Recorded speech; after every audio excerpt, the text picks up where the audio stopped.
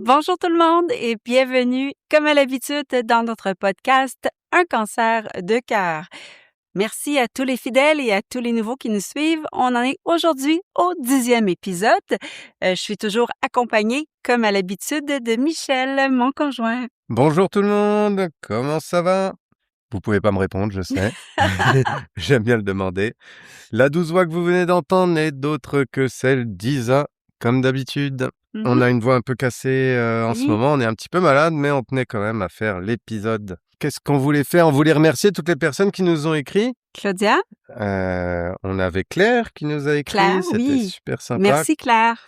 Voilà, on avait pas mal d'autres mondes. On avait, oui, Claudia qui nous a laissé un super message d'ailleurs. Donc dites-le nous si vous voulez qu'on le partage à l'antenne. On le fera. Mélanie qui nous a écrit, Oui. Fanny aussi. Donc voilà, n'hésitez pas. Si vous voulez nous laisser un commentaire, nous écrire un message pour nous partager un peu votre vie ou quoi, on va vous répondre. Nous laisser un commentaire 5 étoiles, vous pouvez sur Apple Podcast ou sur Spotify. Ça nous fait super plaisir et puis ça nous aide pour le référencement. Vraiment beaucoup. Ouais, Oui. c'était ça. Qu'est-ce qu'il y avait? Ah oui, il y avait une petite mise en garde qu'on voulait faire.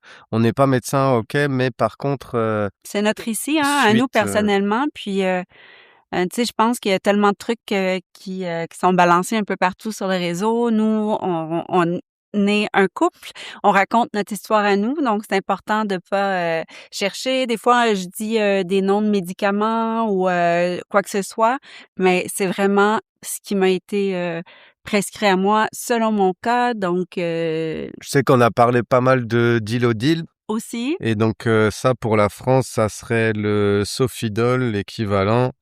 Et tout ça aussi, c'est des opioïdes. J'ai écouté un documentaire il y a pas si longtemps, parce que justement, t'étais pas bien et du coup, tu t'as pas pu venir avec moi sur la route. Donc, j'ai écouté un documentaire là-dessus et il y a pas mal de problèmes d'addiction par rapport à ces opioïdes. Hein. Ça reste quand même des antidouleurs puissants, de la même famille que l'Oxycontin, qui est peut-être un peu plus connu malgré tous les... Ça reste des opiacés, donc. Ouais. Mise en garde.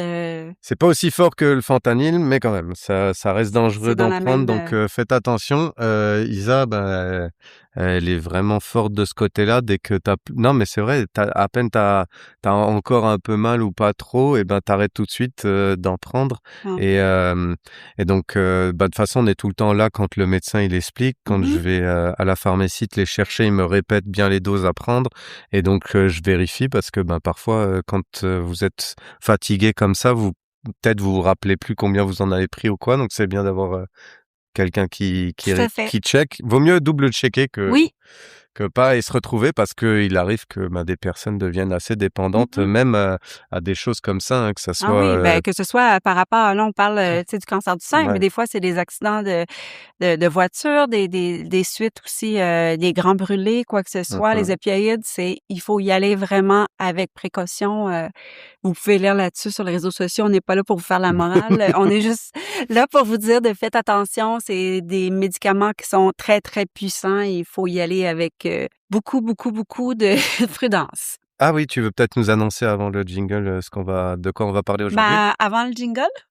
Je sais que vous attendez le jingle tous, mais non, je voulais vous dire, aujourd'hui, on parle, tu sais, quand on a eu les traitements de chimio, de radio, mais c'est jamais la fin, il y a toujours autre chose, surtout pour les cancers hormonodépendants. On parlera pas des autres cancers qui sont pas hormonodépendants parce que moi, je veux parler de ce que je connais, de ce que Michel et moi, on vit, finalement. Donc, moi, c'était un cancer hormonodépendant. Donc, même quand les traitements sont terminés, les chirurgies sont terminées, on doit vivre avec un traitement qui peut durer de 5 à 10 ans et parfois plus. Donc, aujourd'hui, on parle de quand le traitement continue, même après le cancer. On va au jingle! Jingle!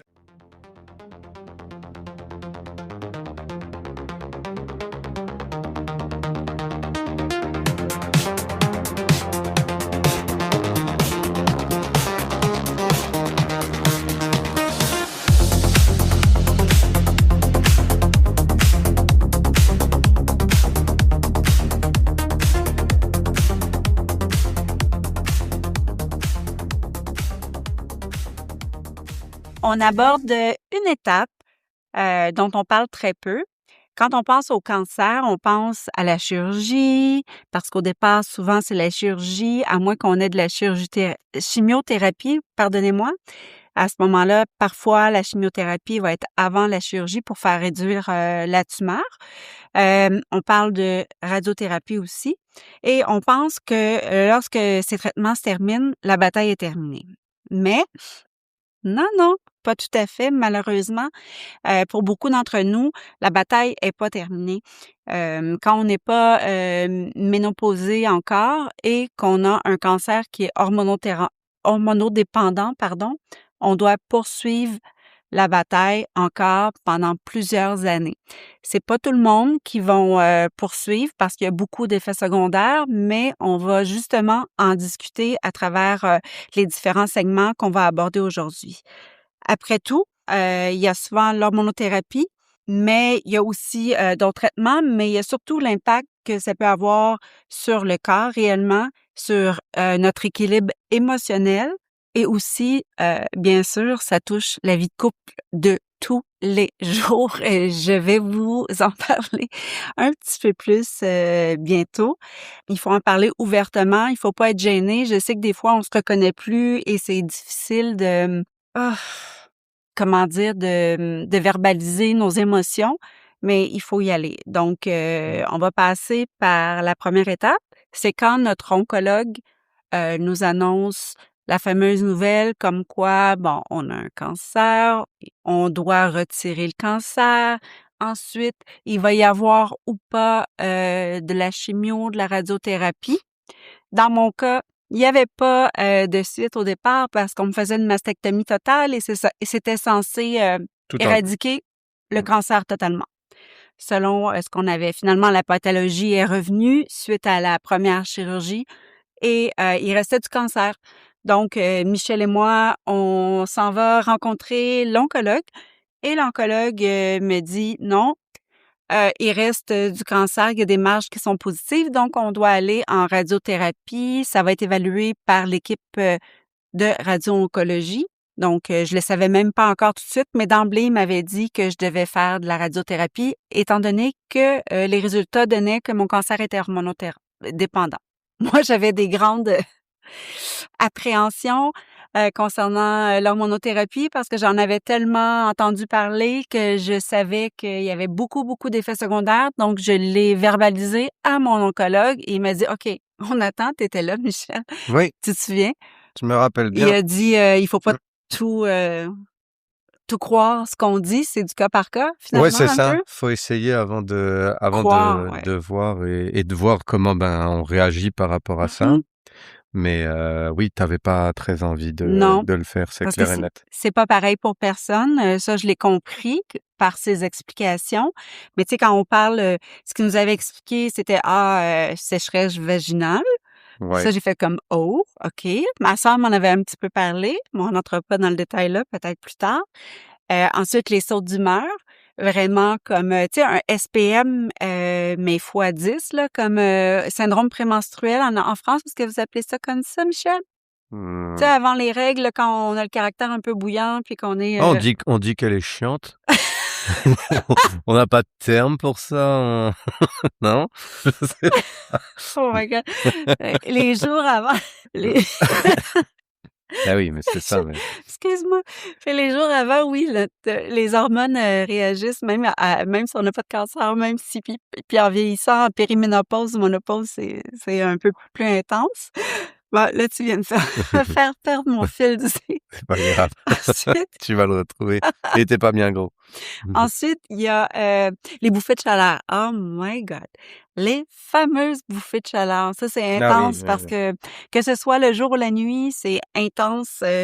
On doit aller se changer. On est tout mouillé dans la nuque. Moi, j'ai les cheveux longs, donc je deviens la nuque tout mouillée, tout trempée. La poitrine entre les seins, même mes jambes devenaient vraiment mouillées. C'est vraiment pas le fun parce que ça peut arriver même quand tu es en train de faire ton jogging, tu es en pleine forme, puis là, tout à coup, ça rajoute encore plus de chaleur et tout ça.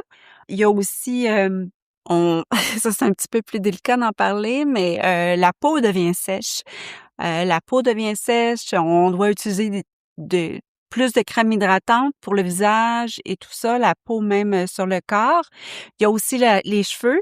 Moi, j'ai perdu des cheveux, j'ai des cheveux qui ont cassé, j'ai vraiment perdu beaucoup de volume.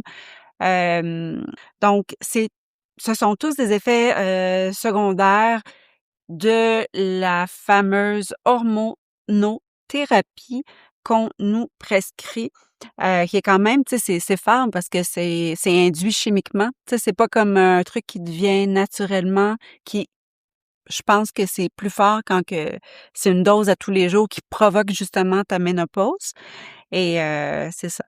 Donc, pour moi, ce que mon oncologue m'avait prescrit, c'était le tamoxifène. Plusieurs d'entre vous, je crois, connaissent ce médicament-là. Donc, c'est pour induire la ménopause, bien sûr, pour pas que les hormones qui sont responsables de l'activation ou pas de l'activation nécessairement, mais du fait que le cancer va se nourrir des hormones soient induits, donc qu'ils soient le plus possible mis à zéro pour pas justement qu'une récidive se produise. Michel, Mmh. avant d'arriver à cette étape-là, il y avait déjà beaucoup de choses derrière nous. Est-ce que toi, quand j'ai commencé l'hormonothérapie, le tamoxifène, tu as vu une différence entre, par exemple, tous les traitements radiothérapie que j'ai eu avant? J'ai eu 20 séances de radiothérapie et ensuite, quand j'ai commencé le traitement, je pense qu'on était pas loin de partir en vacances en Europe, chez toi. Ouais. Puis c'était, je crois, 2 semaines avant que j'ai commencé mon traitement de tamoxifène d'hormonothérapie. Est-ce que toi, tu as vu déjà là, au départ, ou ça a pris quelques semaines avant que tu vois une différence dans comment je me sentais? Mais moi, je connais déjà la réponse. Moi, j'ai pas vu de différence. Il y avait Mmh. pas non, il y avait pas de grosse différence. La seule grosse chose que tu as dit et je pense que toi, c'est un des plus gros effets secondaires, c'est la fatigue. Ah oui, La je l'ai fatigue, même pas toi, je l'ai même pas je mentionné, sais mais justement, oui, mais pour merci toi, de c'est le pire.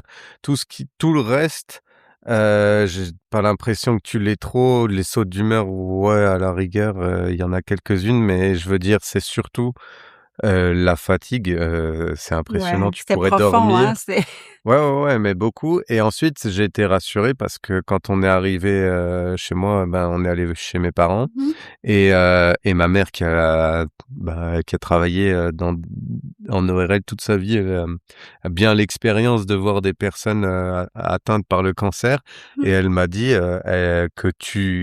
que le traitement sur toi, tu réagissais super bien, que t'étais vraiment elle s'attendait à vraiment pas te voir autant en forme que ça Ouais, et parce c'est que c'est vrai la que tu bien. radiothérapie qui souvent cause beaucoup de fatigue. Ben là, aujourd'hui, ça fait longtemps qu'elle est loin l'hormonothérapie, Non, la la radiothérapie radiothérapie, et pourtant, parce que tu c'est ça, es moi, qui encore m'a très, vraiment fait très chuter parce que même jusqu'aux 3/4 de la radiothérapie, je me sentais en forme, puis tout à coup, pouf, une ouais, journée, mais là encore aujourd'hui, ouais, tu as que la l'hormonothérapie et tu es très, très fatigué, quoi. ouais, Pour donner un exemple, c'était quand? Hier, on devait aller à un repas à midi, ouais. impossible d'ailleurs, impossible de lever Isabelle, hein, mais d'ailleurs, je vais donner un conseil pour ceux qui, l bah, les Oh personnes non! qui accompagnent non, mais c'est juste de pas Tu vas insister. raconter quand mon réveil sonnait puis que je ne l'entendais pas du tout? Non, Non, non, mais celle-là, elle est bonne. mais ça, c'est il y a pas Ouais, ça longtemps? c'est Ça non, fait ça même c'est il pas y a 10 pas minutes? longtemps et il sonnait fort, Ben c'était oui, fou. Du coup, bah, j'ai filmé et je t'ai j'ai filmé le téléphone et tu étais à côté et l'alarme, elle sonnait à blinde et toi, tu je ronflais comme ronflais. si, Impossible de me sortir de mon c'était sommeil. pas et pourtant tu prends rien quoi pour Non, non, dormir, il y a pas de du tout, médicaments du ou quoi, tout. c'était, vraiment, Mmh. pas de médicaments quoi, à part le tamoxifène. Mais pour dire, voilà, pour les personnes qui accompagnent. Forcez pas, vous dites pas, «Ah, faut que vraiment que je la lève ou quoi». Moi, je lui ai juste dit: «Ah, faut qu'on soit prêt». Alors, je prévois tout le temps une petite heure, une demi-heure en plus du temps qu'il te faut pour préparer, pour me dire: «Ah, c'est le moment qu'il va lui falloir pour sortir du lit ou C'est quoi». un tampon, ouais, Et là, j'ai senti que hier, c'était pas possible. non. De la façon dont tu me l'as dit, j'ai dit: Ben, «OK», j'ai essayé une fois, j'ai essayé 30 minutes plus tard, 1 heure plus tard, en me disant: «Bon, il y aura une demi-heure pour se préparer oui, mais il peut-être» faut dire que et là, c'était tu ton m'as dit: anniversaire, puis «Oublie». Ouais, mais du on coup a quand même été au resto, après ça, on est allé faire un karaoké, on est Non, mais rentré attends, tard. ça, c'est 2 jours après. Ouais, ça, c'est 2 jours après. OK. Je parle de hier. OK. C'était pas le lendemain, c'était 2 jours après et du coup, j'ai dit: «Ouais, non, oublie ça», donc Je récupérais. faut te laisser. Mais voilà, en tout cas, laisser la personne, dormir s'il faut ou se reposer Ben oui, puis et j'étais donc j'ai pas post-op de 2 insisté. semaines, Je suis puis parti, mais c'est pour dire, ouais, ça c'est fou la fatigue. Je sais pas s'il y en a, là-dedans. On ouais. n'a pas eu de retour sur, beaucoup de personnes qui parlent de ça, mais c'est vrai que c'est intense, quoi. Tu Mais tu sais, dors beaucoup, beaucoup. c'est ça demande, beaucoup parce que c'est pas juste le corps, là, c'est l'esprit aussi, tu sais, c'est une fatigue profonde. On subit des changements physiques importants, tu sais, il y a de la guérison à Mmh. l'intérieur. Tous ceux qui ont fait Ouais. de la chimiothérapie, de la radiothérapie, ça prend parfois plusieurs années avant que tout à l'intérieur se reconstruise. Les cheveux, la perte de cheveux, les émotions qui sont hyper intenses donc tu sais, on sait, quand on le vit parce on le ressent côté physique. On est fatigué, on a nos émotions, heu, mentalement, émotionnellement, mais bon, on sait pas quand est-ce que ça va se terminer, tu sais, c'est même encore aujourd'hui, si vous, lisez des revues médicales, il paraît que puis on se le souhaite pas. Entre nous, on se le souhaite pas. Moi, j'étais une personne hyper active, je faisais du sport et tout et j'imagine ce que c'est pour les personnes plus âgées, tu sais, qui sont plus sédentaires, mais ça peut durer des années, il paraît. Mais bon, on n'entrera pas trop là-dedans. Est-ce que toi, Michel, tu te disais mais encore aujourd'hui, est-ce que tu dis: «Ah, quand est-ce que ça va finir?» Non. Non? Non, bah, là, on est parti, il nous a dit 5 ans, donc c'est 5 ans, ça va c'est pas juste une course rapide, là, c'est un marathon, Mmh donc mh. va falloir, vivre avec ou quoi et j'en discutais encore dimanche avec, ton beau-frère non, vendredi, Mmh. avec ton beau-frère, pas à mon anniversaire et puis il disait: «Oui, c'est long, c'est sûr que ça change, il y a des choses», ça serait intéressant de voir son avis là-dessus, Ouais. mais du coup, il m'expliquait que oui, ça prend du temps, ça change pas mal d'habitudes, mais voilà, faut faire avec. Il y a pas de et je pense qu'on peut s'adapter à tout. L'essentiel, c'est que toi, tu ailles bien et surtout qu'il y ait pas de récidive et c'est ça qui m'inquiétait le plus parce que ça reste ton choix. Même quand tu as voulu arrêter le tamoxifène en me disant: «Ça ne va pas», là, j'ai dit: «Non, il faut quand même» enfin, j'ai pas dit non, mais j'ai dit: «Bah, oui, enfin, c'est toi Mmh. qui décides de toute façon, hein, On on fais ce va que y tu veux». revenir tantôt, Mais si tu ah veux OK, bien, parce bon, que bah, je trouve que c'est on en important de reparlera. discuter de ça, plus longuement. Mais, ce que j'aimerais discuter avant, c'est, tu sais, dans le fond, moi, la nuit, je te réveille parce que, tu sais, on parle souvent beaucoup de moi, mais j'aimerais ça parler un peu plus de toi, comment tu le vis, parce que la nuit, moi, souvent, mon sommeil, je fais beaucoup d'insomnie Mmh parce mh. que j'ai des bouffées de chaleur, parce que, tu sais, mon sommeil est pas régulier. Des fois, je fais beaucoup des siestes dans le jour, donc ça a un impact sur mes nuits. Ouais. Je te dérange dans le lit, puis je te dis souvent: Est-ce que tu veux que j'aille dormir dans le salon?» Tu sais, sur, le divan ou quoi que ce soit. Tu dis tout le temps: «Non, non, non», parce que là, tu sais, je vais écouter un truc sur ma tablette Mmh mh. et quoi que ce soit, mais tu as un impact. Tu sais, quand j'ai mes bouffées de chaleur, puis que je pars, puis là, j'ai chaud, puis j'enlève la couette, j'ouvre la fenêtre, même s'il fait -20 dehors. Mais ça, Toi, je pense tu c'est le ressens, ton score de sommeil sur ton ah là application, là, il doit c'est être fou. mauvais? Ça, c'est depuis que mon associé, il m'a montré ça sur, sur un autre monde. On se fait des combats de celui qui va le mieux dormir avec Mmh. le score de sommeil. Je sais pas si vous avez une Apple Watch, vous pourrez voir, vous avez un truc sommeil et ça vous dit, bah, ça vous donne une note, en fait, de votre sommeil et ça nous fait rire de se Oh oui. comparer. Ben, Comment ça t'empêche de dormir? Tu te réveilles à chaque fois que je me lève, par exemple, pour aller à la salle de bain parce que je me lève mmh, souvent, beaucoup plus souvent qu'avant, par exemple, pour aller au pipi. Je mais m'excuse de dire ça, mais bon, on se dit tout. Je peux me réveiller genre 5-6 fois la nuit mmh mh. pour aller à la salle de bain, ou parce que j'ai trop chaud, puis là, je dois aller enlever une couche, Mais ça, je pense que c'est de manière générale quand, une femme se réveille la nuit, il faut que tout le monde se réveille, tu vois? Ah! C'est C'est la des 1re fois gens que j'entends ça. ah ouais? Ah oui? Faut être sûr que tout le monde soit bien debout, quoi. Ah! J'arrive pas à dormir, tu vois, mais faut pas que l'autre il puisse dormir, quoi. Si l'autre dort, faut qu'il se réveille en même temps, tu vois, sinon c'est pas drôle. On aime ça se faire, se Ouais. sentir importante et comprise et Ah, il avoir fait chaud! l'attention. Il fait chaud, tu pas chaud toi? Tu vois? Hein? Oui, Non, mais je quelque dormais là. chose. Non, mais t'as pas chaud? Ben, je dormais super bien donc non, j'avais pas trop chaud. Mais justement, on en parle, on va en parler sérieusement, les impacts sur notre vie de couple. La perte de libido, est-ce qu'il y en a eu une? Bon non, ça on en a parlé, dernière fois, hein. Ben oui, mais juste pour le rappeler pour ceux Oui, qui il y n'ont en pas a beaucoup, entendu. beaucoup. J'ai retenu ma leçon du dernier épisode. Beaucoup, beaucoup de perte de libido. Non, mais c'était pas ça, c'est plus, pour moi, c'est plus, le fait d'avoir moins de spontanéité, en fait, dans Mmh. notre sexualité, là, je pense. Ça a eu un impact beaucoup parce que souvent, j'étais fatiguée puis c'était pas moi qui était pour initier, c'est ça, les premiers pas et voilà.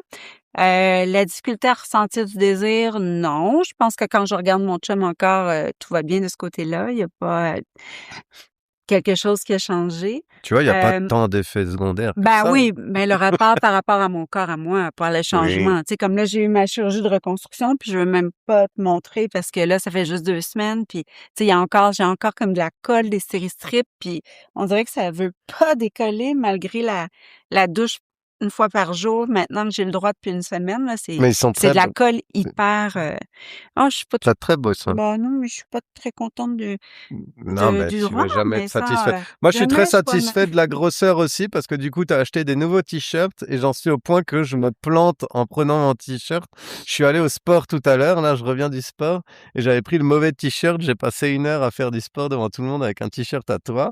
Mais du coup, ça semblait pas un tant nice serré que beau ça. stretch. Ouais, j'avoue que quand je l'ai mis, j'ai dit: «Mais attends, c'est pas moi ça, c'est tout serré» et c'était pas si serré que ça parce que du coup, tu les prends beaucoup plus grands maintenant. Ouais. Donc ça, c'est un bon point. On peut le mettre dans la colonne du plus. Ouais. Puis tu sais, avec, la monothérapie, tu sais, on parle, OK, oui, le corps change, la peau, les cheveux, patati patata, mais l'impression qu'on a comme femme de nous-mêmes, on se sent vieille, hein, parce que, tu sais, on se dit: «Ah, je vais être ménopausée, tu sais, je vais être comme ma grand-mère» ou puis Ah ça, ouais? oui, ben oui, tu y C'est vrai penses que pas. non, moi, je pense plus à l'impuissance. Pense-y, moi, est-ce que j'ai l'air d'une fille qui est une grand-mère ou tu sais, je me sens comme si je vais Non. être ménopausée, ça veut dire que je suis une grand-maman ou presque. Parce qu'à l'époque, je me souviens là, tu sais, il y a pas OK. très longtemps, tu sais, ma mère me disait: «Ah, je suis ménopausée». J'étais comme: «Ah, ma mère est vieille». Fait que tu sais, C'est ta définition de vieille, c'est la ben oui, ménopause? la ménopause, OK. c'est comme là que tu Mmh. peux plus, fait que là, on dirait qu'on OK. nous met dans les dents la ménopause. Moi, je suis pas rendue là dans ma vie. Je pense que j'aurais pas été ménopausée. J'ai eu mes règles très tard, dans mon adolescence. J'aurais pas été ménopausée avant peut-être 64, 65 ans. Puis là, paf, dans la quarantaine, on te dit: «Ben non, là, c'est là. Là, tu vas être ménopausée, c'est comme, tu vas être une grand-mère, tu pourras plus faire de bébé», tu Ah sais, c'est un oui, coup à mais donner. C'est comme, c'est un punch oui, en mais pleine c'est à figure, là. cause du traitement. C'est le traitement qui fait Oui, que, tu vois? mais c'est Donc ça, tu te mais dis: sinon, «Bon». ben, c'est parce que tu sais je sais pas si tu le sais, Michel, mais quand tu es ménopausée comme femme, ça veut dire que tu perds ton tu sais, le collagène, toutes les ressources que ton corps déploie, ce que ton corps produit naturellement pour rester jeune, ben, lui, il décide que là, maintenant, tu es plus bonne pour enfanter, donc il perd plus de temps à produire ces choses-là. C'est pour ça que les petites crèmes, là, Mmh. qu'on te vend, là, ça coûte tellement cher, puis que les femmes, qui sont ménopausées, achètent ça pour les rides, le rétinol, le collagène, regarde, c'est fou parce que notre peau vieillit hyper vite une fois qu'on est, en périménopause ou en ménopause. Donc, quand tu es rendu là, tu te dis: «Oh là, ma vie de jeunesse est finie», là. C'est vraiment tu sens que Bah, tu vois, t'appartiens plus. j'étais pas inquiet avant, bah, maintenant je le suis. Ben oui, mais sois inquiet parce que inquiet? Inquiet parce que effectivement, ça a beaucoup de répercussions sur tout ce qui est, jeunesse, du corps, quoi. OK. C'est plus pas ça impacte pas très, très le niveau, de comment je me sens jeune dans ma tête, mais dans mon corps, oui, comme tout le monde. Traverser tout ça, c'est pas facile. Moi, j'ai la chance d'avoir un conjoint, Michel, qui est, hyper, Jeune et beau, c'est beau, ça? Tu jeune voulais dire? Je t'ôte les mots de la bouche, tu peux le dire. Jeune, beau, compréhensif, sportif, Voilà quoi N'importe qui quoi. tient à me rassurer et à surtout me retenir dans sa génération à lui, dans sa dizaine d'âge Mmh. qui nous sépare. Pour ça que, au départ, j'avais tellement peur d'être précipitée dans la ménopause qu'il s'est posé la question où je voulais arrêter le traitement. Ah, c'était pour ça? Mais tu m'as jamais présenté ça comme ça. Ah non? Ah, Non. Non, mais c'est bien comme ça, moi je l'apprends, c'est bien. Moi, je pensais que c'était vraiment parce que tu avais trop peur des effets ah secondaires, mais que non, tu mais en c'était avais pas la marre, peur, je les vivais. que tu avais pas envie de traîner ça pendant 5 ans et que tu voulais que ça s'arrête et point barre, ce que je peux comprendre, Ah tu mais vois? je les vivais, tu te souviens pas en Italie, tu me dis: «Là, fais quelque chose» parce que, hein? Oui, non, mais là, c'était plus possible. J'engueulais l'hôtesse de l'air au sol, Moi, tu je t'engueulais toi, j'ai dit: «Là, faut faire parce quelque que tu chose». me laissais marcher derrière toi Ouais, non, mais en non, mais pour Italie. un truc, c'était fou. On était en Italie et tu as dit: «Ouais, ce qu'ils me servent, c'est pas bon la cuisine». J'ai dit: «Quoi?» Un pro Ah, j'ai dit ça? Ouais, tu as dit ça à un Ah, moment et du coup, j'ai dit: «Attends, il y a un problème». non. Mais c'est bien, après il t'a redonné quelque chose d'autre pour un autre médicament et là, du coup, Ah oui, ben, c'est ça, mon Dieu, suite, le jour et la nuit. parce que, mon chirurgien oncologue m'avait demandé d'attendre 3 mois, même si Mmh. j'avais Des effets secondaires. des effets secondaires avant de retourner le voir si jamais.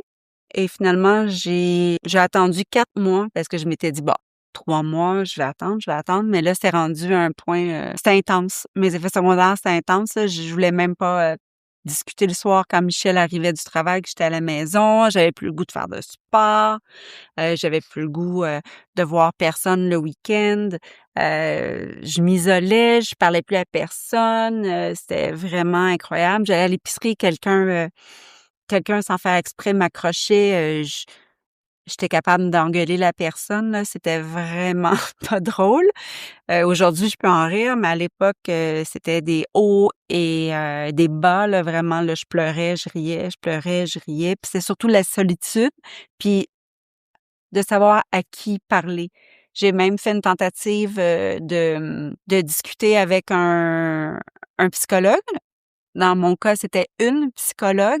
J'ai fait une séance et j'ai vu que c'était pas pour moi. C'était comme si, elle voulait que je parle que de moi, puis elle me donnait pas. Moi, je m'attendais que la psy était pour me donner des outils pour m'aider à cheminer à travers ce que je passais, mais finalement, non. Donc j'ai arrêté ça, mais j'ai vraiment tout fait, ce que je pouvais là, tu sais, les rencontres avec les physios. Après ça, j'ai été en acupuncture. J'ai fait beaucoup de trucs, mais ça a pas réglé. J'ai été voir mon oncologue et il m'a, prescrit un autre médicament qui est un anxiolytique et c'est la dose minimum, mais c'est surtout pour les bouffées de chaleur que ça aide. C'est Effexor. Je sais pas si c'est le même label, en Europe, mais ici, c'est Effexor et ça a été le jour et la nuit. Merci, grâce à ça, mes bouffées de chaleur ont été réduits à 85.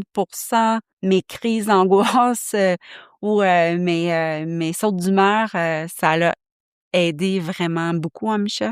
Oui. Ça a stabilisé mon humeur, ça a diminué mon anxiété, les bouffées de chaleur, mais ça, comme je te disais, c'était le jour et la nuit. Ça a été, quand même excellent. Donc, si vous avez des effets secondaires avec l'hormonothérapie, allez consulter votre oncologue. Puis vraiment, c'est le meilleur ou votre médecin de famille, c'est le meilleur qui va pouvoir, vous aider pour, trouver une solution parce que c'est important de dire que, le meilleur, c'est de ne pas, arrêter l'hormonothérapie parce que c'est ça qui nous garde en vie, pas qui nous assure, la vie, mais quand même qui réduit les chances, de récidive, à un très, très gros pourcentage. Mmh. Je veux pas dire lequel pourcentage en date d'aujourd'hui, mais il paraît que c'est vraiment très, très efficace. C'est vrai que quand tu voulais l'arrêter, c'est quand on est rentré en Europe Ben, j'étais un monstre, je et me reconnaissais plus ouais. moi-même, j'étais rendue, Et heureusement, on a croisé pas mal de monde, dont ben, des médecins. ouais. J'ai des amis qui sont médecins et du coup, Mmh. ils te l'ont dit que c'était même sans qu'on leur parle de ça, c'est Ouais. qu'à chaque fois, ils ont direct dit: «Ah, t'as commencé l'hormonothérapie, ça, c'est vraiment Faut pas que tu lâches. important, faut pas que tu lâches, Faut pas que tu... même si c'est dur, parce que ça réduit considérablement les risques de rechute. Et donc ça, ouais, je sais pas si ça a joué dans ta décision de continuer ou pas, mais en tout cas, peut-être que ça fait un petit plus, à pas mal d'autres choses. Ben, ça fait un petit plus parce qu'on veut pas repasser à travers ça. Tu sais, je sais pas, peut-être qu'il y a des femmes qui nous écoutent en ce moment, puis qu'elles sont dans le questionnement à savoir si elles vont le faire, si elles le feront pas. Parce que sur les réseaux sociaux, sur les groupes de cancer du sein, sur Facebook, souvent je vois on veut me prescrire l'hormonothérapie, j'en veux pas, il est pas question, mais attendez, essayez au moins. Essayez un 3-4 mois. Je pense que il faut donner la chance aux médicaments de faire son effet. Et puis, si ça fonctionne pas, il y a toujours d'autres médicaments qui peuvent venir aider justement à diminuer les effets secondaires. Parce que même moi, j'en pouvais plus. Là, je me disais, c'est pas vrai là. Je peux pas croire que ce médicament-là est prescrit légalement parce que c'est horrible. Ça nous fait ressentir. En tout cas, moi, j'avais des effets secondaires de fou. Puis finalement, regardez, je suis là, puis je le prends calme, puis je le conseille à tout le monde. Mais ça a été un 4 mois hyper difficile, mais il faut aller vraiment parler avec son médecin, son oncologue, puis ensuite, on voit. Chaque femme, on vit l'hormonothérapie différemment. Certaines auront peu ou pas d'effets secondaires. Pour d'autres, ça sera pas facile. On va vouloir abandonner, mais l'important, c'est de pas rester seul avec ces effets-là. Il faut en parler à votre conjoint, à votre famille, au tout groupe de soutien qui existe, là, soit sur Facebook, Instagram ou les pages qui sont plus un peu sur TikTok. Je sais qu'il y en a quelques-unes qui existent. En parler à son médecin, ça c'est certain. Il faut pas se poser de questions, il faut chercher des solutions. Lui, il est là. Il est formé pour ça. Donc, se protéger contre le cancer, ça devrait jamais vouloir dire souffrir en silence. Il faut vraiment en parler, puis j'insiste là-dessus. Si vous n'en parlez pas, les autres autour de vous ne peuvent pas comprendre ce que vous traversez. Donc, parlez-en, c'est important. Michel, si je lui en avais pas parlé, ben je pense que lui-même il voyait que ça allait pas, mais je crois que si je lui avais pas verbalisé comment je me sentais, peut-être qu'il aurait pas compris à quel point moi ça m'affectait.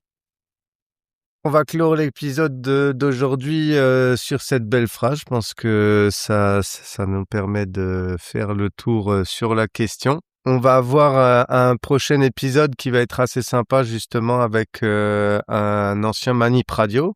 Oui, qui est encore, qui va nous expliquer un petit peu son côté des choses quand il voit les patients et puis quand il le voit à la radio, certaines choses, mais qu'il n'a pas le droit de le dire parce que lui n'est pas médecin. C'est de l'autre côté, hein. Ouais, c'est ça. Donc c'est un peu particulier. Donc voilà, ça va être notre prochain invité. Et également, on va faire un épisode un peu inversé. Parce que cette semaine, c'est toi qui vas être l'accompagnatrice à un de mes résultats médicaux. Et donc, on va voir un de mes médecins. Et donc, on va inverser les rôles pour une fois. Donc, je pense qu'on va faire un épisode aussi là-dessus pour raconter un peu ce que ça te fait de toi d'être dans l'autre. Mais je vous rassure, Michel n'a pas un cancer. Là. Non. On vous expliquera tout ça. Rien de grave, mais on va voir un médecin qui va me faire un peu un topo sur tous les examens que j'ai passés, que je connais depuis la France, mais j'ai dû les repasser ici. En tout cas, je tenais à remercier tout le monde. Si vous êtes rendu jusqu'à cet endroit du podcast, ça veut dire que vous avez fait fi de nos voix un peu cassées. En tout cas, nous, on a réussi à tenir plus d'une trentaine de minutes. Merci beaucoup pour vos écoutes. Si l'épisode vous a intéressé, bien évidemment, n'hésitez pas à le partager à quelqu'un. Ça lui fera sûrement plaisir ou alors ça pourra encore mieux l'aider dans son parcours. Et comme d'habitude, je vais laisser le mot de la fin à Isa. Eh oui, donc en rappel, ici, on a un cancer, mais on reste de cœur à le combattre. Donc, prenez soin de vous. À plusieurs, on va s'en sortir. Bye. Bye. Un cancer de cœur.